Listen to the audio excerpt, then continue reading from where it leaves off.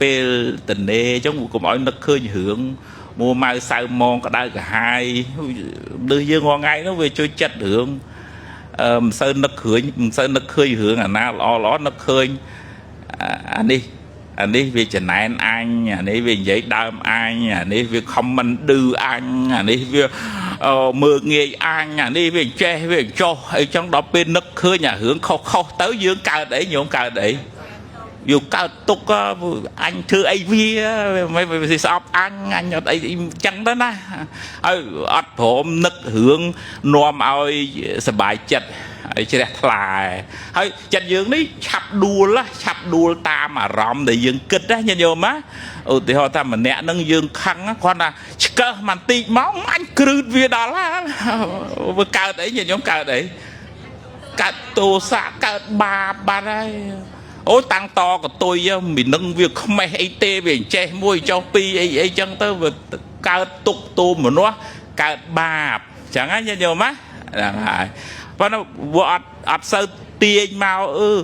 ឲ្យស្គាល់ថាហ្នឹងបាបតែអញធ្វើម៉េចដើម្បីដកខ្លួនចេញពីអារម្មណ៍ចឹងហើយមកនឹកដល់រឿងដែលនាំឲ្យអីញាតិញោមឲ្យជ្រះថ្លាវិញមកនឹកឃើញប្រសង់ទៅឧទាហរណ៍អូយលោកម្ចាស់ប្រឹងប្រែងថានឹកប្រសង់បទជននឹងនឹកមិនសូវចេញទេនឹកដល់អរិយសង្ឃ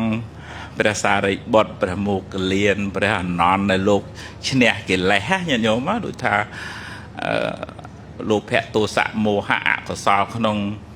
ចិត្តហ្នឹងលោកឈ្នះបានណាឲ្យរំងាយណាយើងទៅឈ្នះអកុសលហ្នឹងបានមែនទេញាតិញោមណាលោកម្ចាស់ធ្វើបានណាកោតសរសើរថ្វាយអង្គមហ្នឹងឯងដែលថានឹកគុណប្រសងហ្នឹងនឹកអញ្ចឹងនឹកទៅមិនខ្មិចទេញាតិញោមនឹកទៅមិនយើនឹកទៅជ្រះជាថ្លាសប្បាយចិត្តនឹងការប្រព្រឹត្តបានរបស់ប្រសងហ្នឹងអញ្ចឹងយើងយកអារម្មណ៍ដែលនាំឲ្យចិត្តសប្បាយឲ្យជ្រះថ្លាហ្នឹងច្រើនជាង